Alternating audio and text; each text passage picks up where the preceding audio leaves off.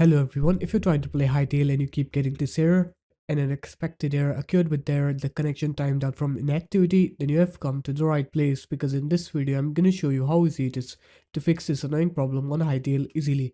So first off, what you're going to do is you're going to make sure that your date and time is synced up with the internet. So you're just going to open up your start menu, you're going to write here date and time, you're going to select your time zone correctly. After that, click set time automatically and then click sync now on here.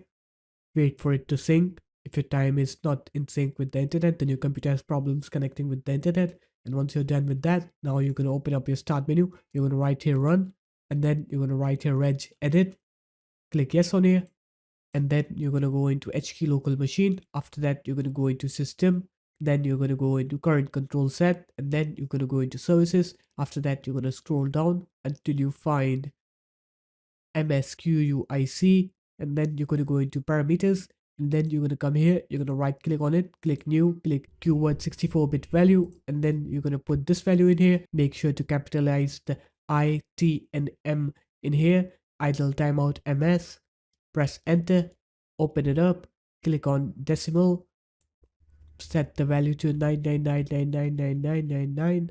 After that, click OK, and then close it up. After that, go ahead and restart your computer.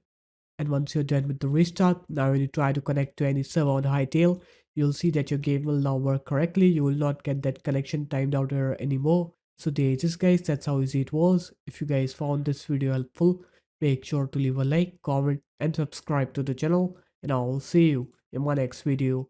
Peace.